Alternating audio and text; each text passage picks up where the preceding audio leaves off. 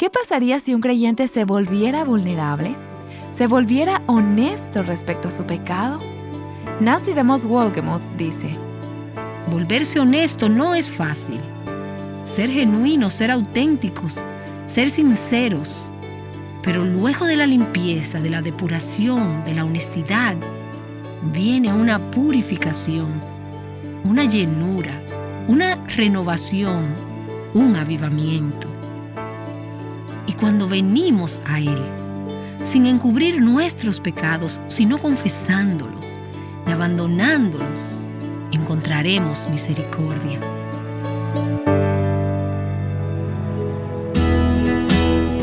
Estás escuchando Aviva Nuestros Corazones con Nancy DeMoss Wolgemuth, coautora de En Busca de Dios, en la voz de Patricia de Saladín.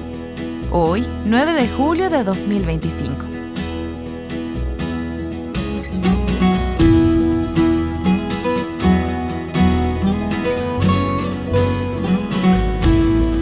Hace unos 150 años, un grupo de creyentes fieles estaba orando por un avivamiento.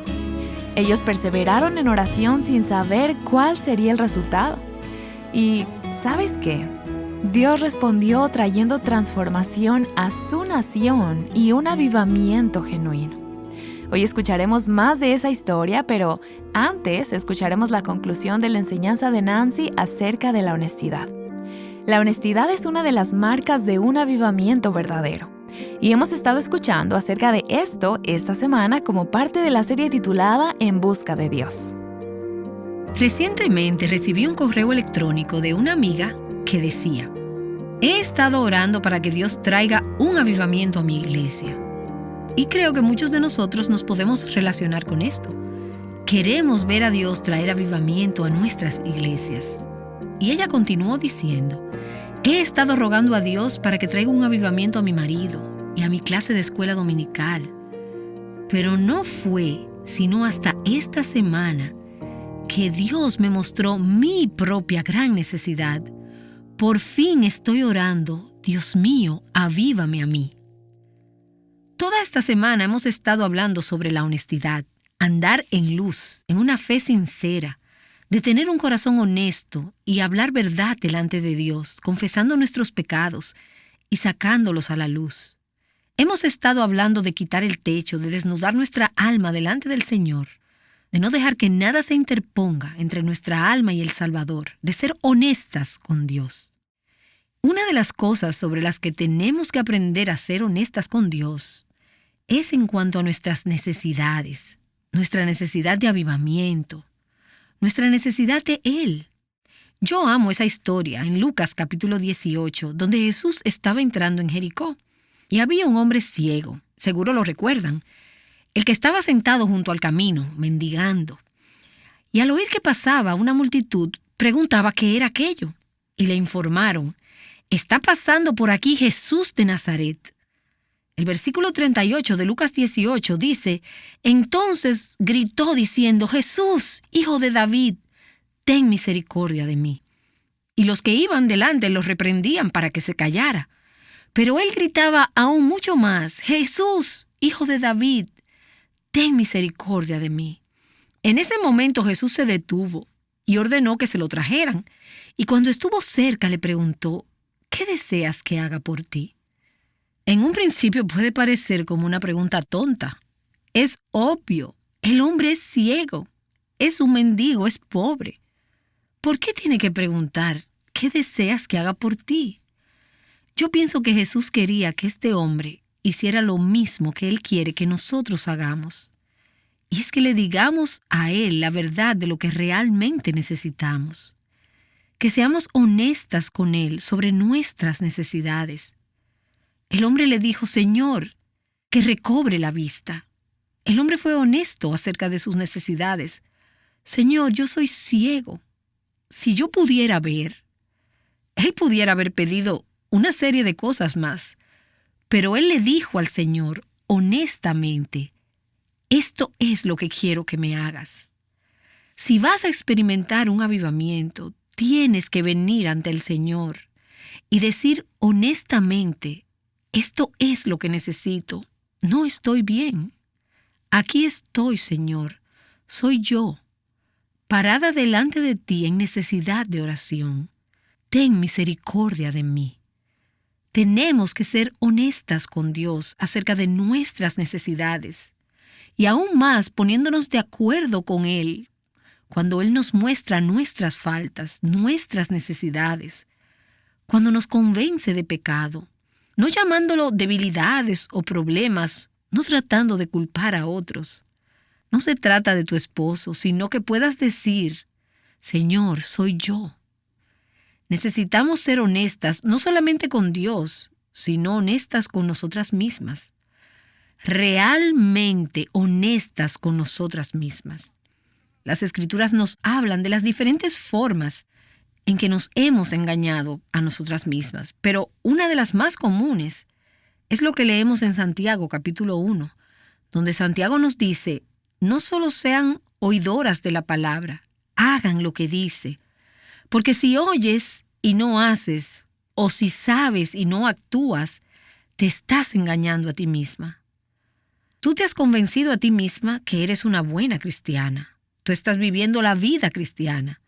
Tú sabes muchas verdades. Sin embargo, no estás haciendo lo que sabes. Nos hemos engañado a nosotras mismas.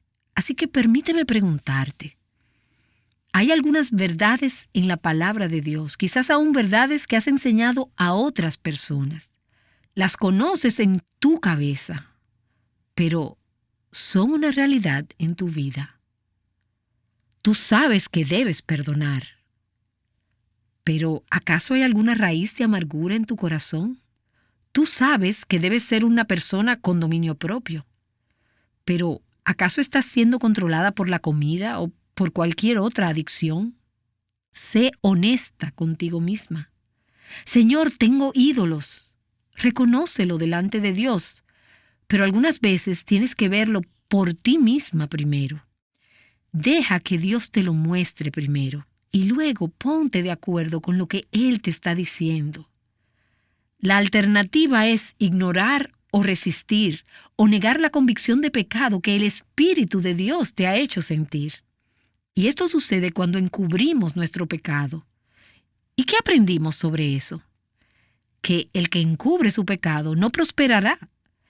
Necesitamos ser honestas con Dios. Necesitamos ser honestas con nosotras mismas y luego necesitamos aprender a ser honestas con otros. Y aquí es donde realmente se pone difícil. ¿Sabes? Una cosa es ser honesta con Dios, aunque Él realmente ya lo sabe todo. Eso es quitar el techo, desnudar nuestros corazones delante de Él. Pero entonces viene el derrumbar los muros entre nosotros y los demás. No sé si les ha ocurrido como a mí, pero algunas veces es con las personas más cercanas con las que se nos hace más difícil ser honestos y dejarles ver quiénes somos en realidad o lo que realmente está en nuestro corazón. Algunas de ustedes se van a la cama con sus esposos cada noche. Están viviendo como marido y mujer, pero no son honestas con sus esposos. Hay cosas en tu corazón, cosas en tu vida, cosas de tu pasado de las cuales tú no has sido honesta. No le has contado a tu esposo toda la verdad. Ya son una sola carne, pero aún le estás ocultando la verdad. Pudiera ser lo que estás haciendo con la tarjeta de crédito. Quizás estás gastando excesivamente. Pudieran ser temas de índole moral que le has estado ocultando. Una mujer me envió un correo electrónico diciendo, ayúdenme. Me estoy enamorando de un hombre que no es mi esposo. Por favor, oren por mí. Una de las primeras cosas que esa mujer tiene que hacer. Ella pudiera estar necesitando consejería bíblica para saber qué es lo mejor que ella debería hacer. Pero ella necesita decirle a su esposo que ella está luchando con esta situación. Y yo sé que algunas personas no están de acuerdo conmigo sobre esto, pero necesitamos andar en la luz. Tú no puedes vivir como una sola carne con un hombre, quien es legalmente tu esposo, pero con quien tú no estás siendo totalmente honesta, abierta, vulnerable y transparente. Tú no puedes esperar tener ese tipo de vida y a la vez tener la relación que Dios quiso desde un principio que tuvieras con tu esposo. Tienes que ser honesta. Honesta con los demás, no dejando una mejor impresión de nosotros mismos, de lo que realmente es honesto y verdadero.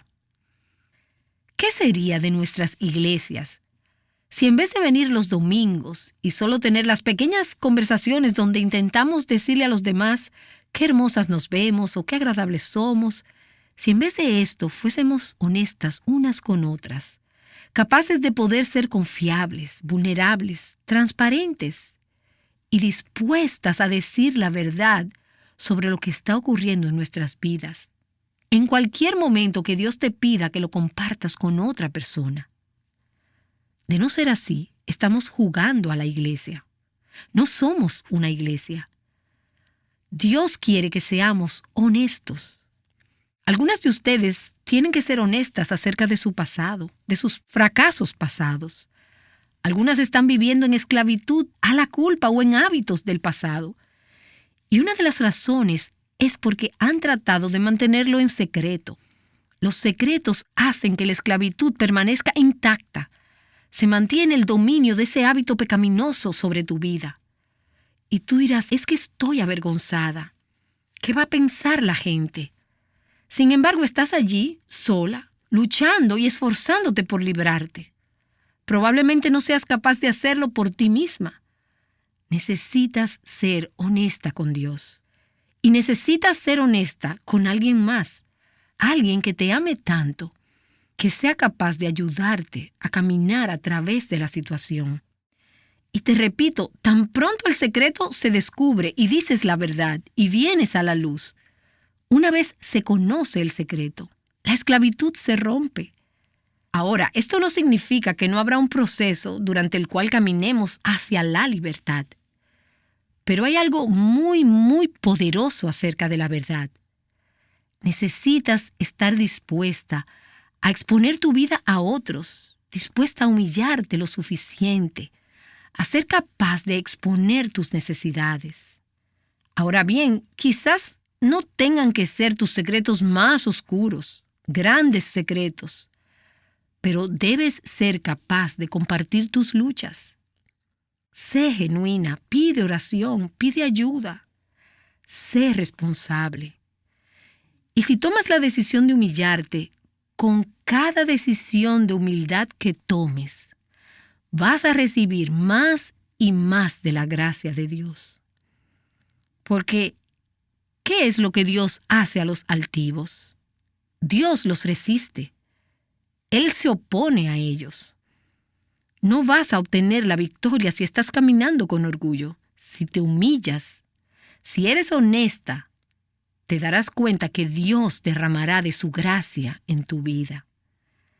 Se trata de un proceso de depuración, de purificación.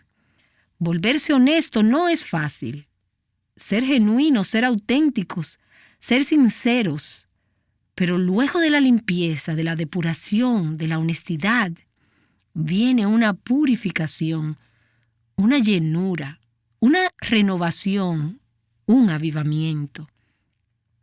Y cuando venimos a Él, sin encubrir nuestros pecados, sino confesándolos y abandonándolos, encontraremos misericordia.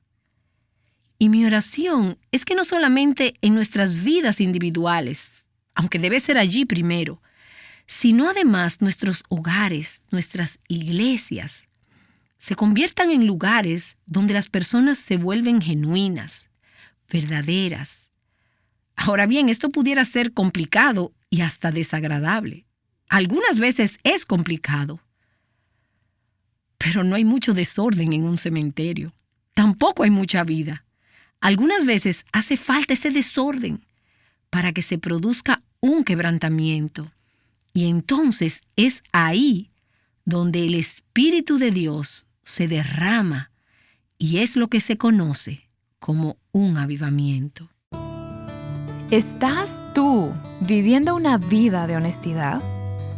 Nancy DeMoss Wolgemuth nos ha estado explicando que uno de los resultados del avivamiento es que las personas son honestas delante de Dios y delante de los hombres. No es fácil, Pero cuando lo hacemos, hallamos misericordia delante de Dios.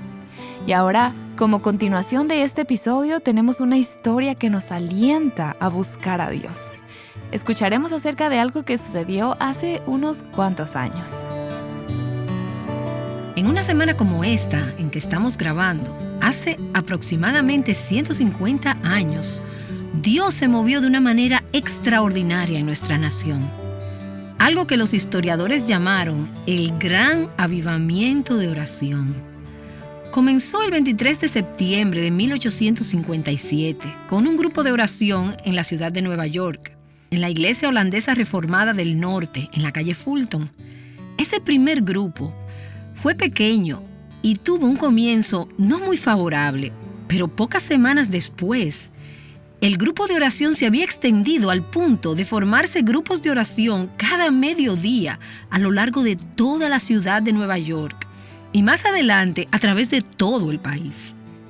Durante este tiempo, por lo menos 1 millón de personas vinieron al conocimiento del Señor Jesucristo.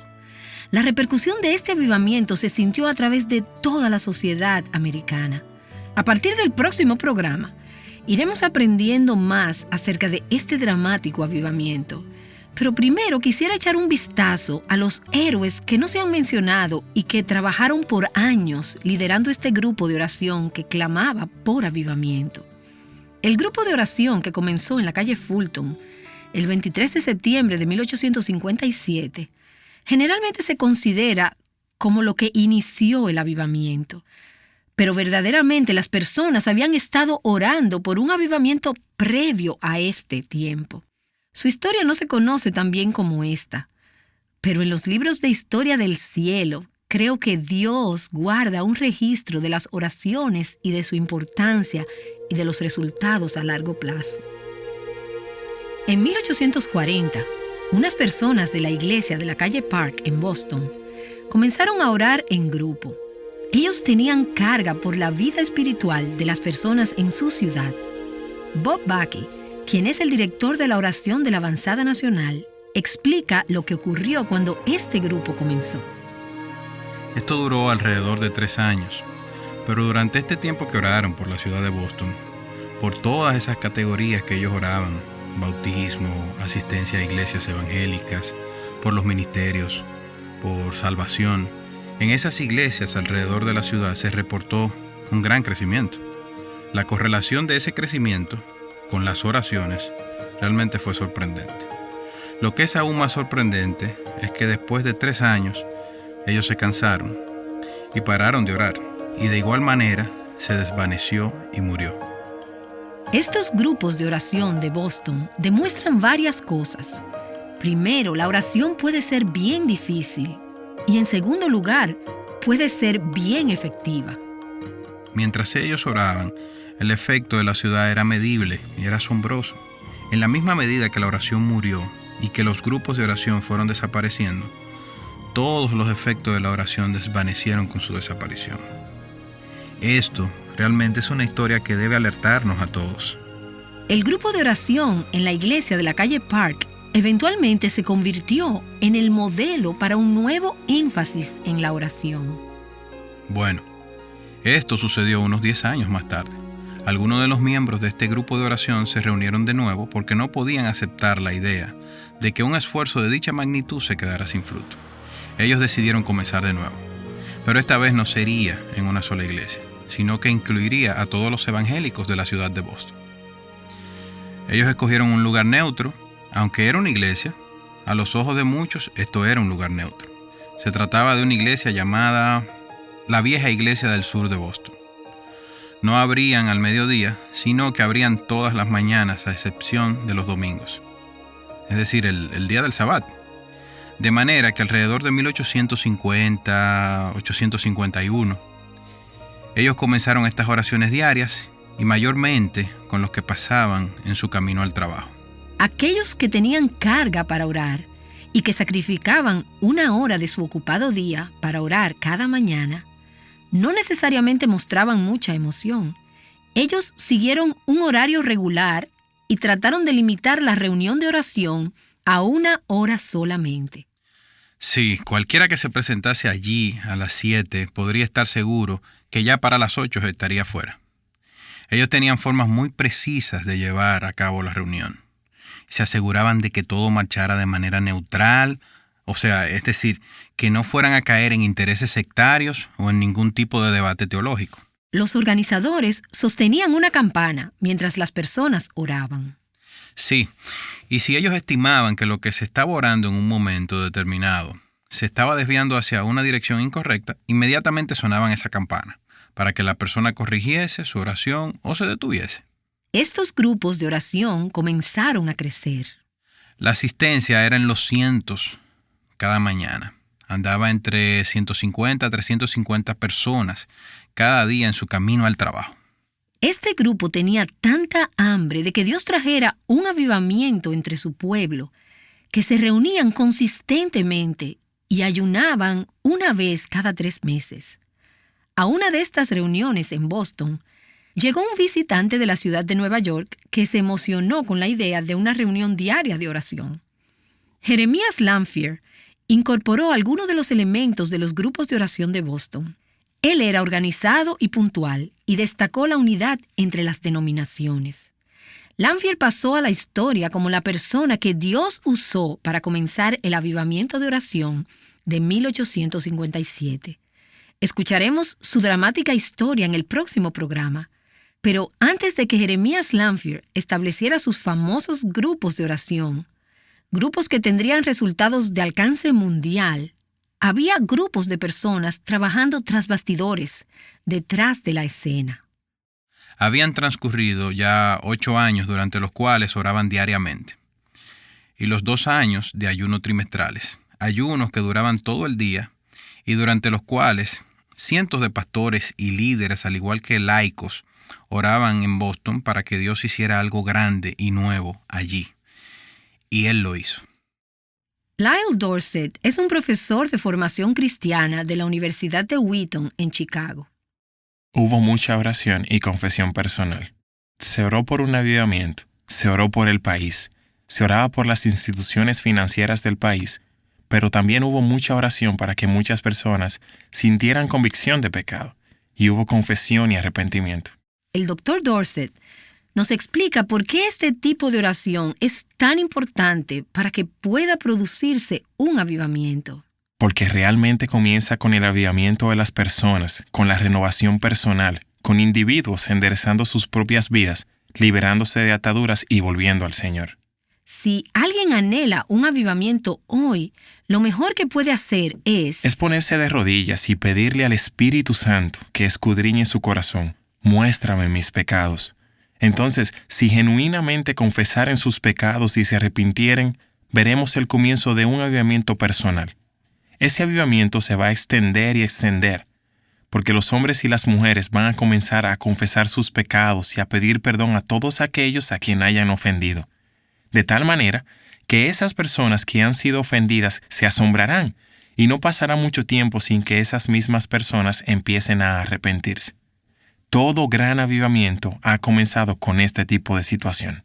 Esa es la esperanza de muchos que observan el avivamiento y las oraciones de 1857 y claman, Señor, vuelve a hacerlo. Mi oración y mi esperanza es que personas de todo el mundo se unan en oración. Este es Jonathan Brownson, ministro de oración de la Iglesia Reformada de América. Ellos se pondrán de acuerdo en su deseo de que Dios se muestre de una forma mucho más grande de lo que hayamos visto en el pasado. Es una especie de renacimiento y de avivamiento de la iglesia y de transformación en el mundo. Como esos creyentes en Boston que oraron fielmente por 8 años antes de que comenzara el avivamiento de 1857, tú y yo pudiéramos estar siendo llamados a un tipo de oración que requiera persistencia, y al hacerlo pudiera parecer como si nada estuviera pasando. Es un proceso doloroso. Jesús lloró sobre Jerusalén y yo he estado con muchos intercesores que literalmente se han quebrantado y han gemido por sus iglesias. Ellos dicen, ¿por qué es que Dios no se mueve? O incluso no parece que hay ningún cambio. pero el llanto dura toda la noche y el gozo vendrá en la mañana para aquellos que genuinamente buscan a Dios en oración. Yo solo creo que Dios está listo para hacer algo nuevo y que esas oraciones no son en vano y que se pierden. La historia de la iglesia. Siempre ha pasado por grandes periodos de avivamiento, que incluso se esparcen a través de toda una ciudad y región, o por toda una nación. Periodos donde ha habido mucha confesión, arrepentimiento y oración. Siempre hemos tenido estos tiempos, pero de manera consistente y concomitante con esos periodos de avivamiento y renacimiento, siempre ha existido una especie de mover de oración que se percibe como una corriente por debajo. Siempre han habido personas clamando y buscando un avivamiento. Mi corazón se conmueve por aquellos que se sienten solos en esta búsqueda y también por ministerios como estos involucrados en conectar esas personas, interesado en hacerles saber a sus oyentes que hay otros oyentes allá afuera, que hay otras personas de oración clamando al Señor también. En Aviva Nuestros Corazones, nosotros queremos conectar a las personas a través de la oración. No solamente estamos conmemorando este avivamiento de 1857, sino que además estamos llamando al pueblo de Dios a unirse en oración, para clamar por un derramamiento de su Espíritu en nuestros días. Te invitamos a unirte a nosotros durante este tiempo, para que juntas con cientos, quizás miles de otros creyentes alrededor del país y del mundo, clamemos por un avivamiento. A través de nuestra serie actual titulada En Busca de Dios, deseamos que experimentes el gozo de un avivamiento en tu relación personal con Dios. Esta serie es un estudio de 12 semanas en el que estaremos viendo diversos temas que te guiarán en este proceso. Y bueno, las cosas no siempre suceden como esperamos. Imagínate lo que sería asistir a una reunión de oración a la cual solo se presentan unas cuantas personas y todas llegan tarde. Creo que no pensarías que a partir de esa reunión puede comenzar un avivamiento nacional, ¿verdad? Aunque en el episodio de mañana escucharás sobre una reunión de oración justo como la que te acabo de describir. Amada, la realidad es que Dios puede hacer mucho más de lo que esperamos a través de cualquier medio. Acompáñanos en nuestro próximo episodio de Aviva Nuestros Corazones.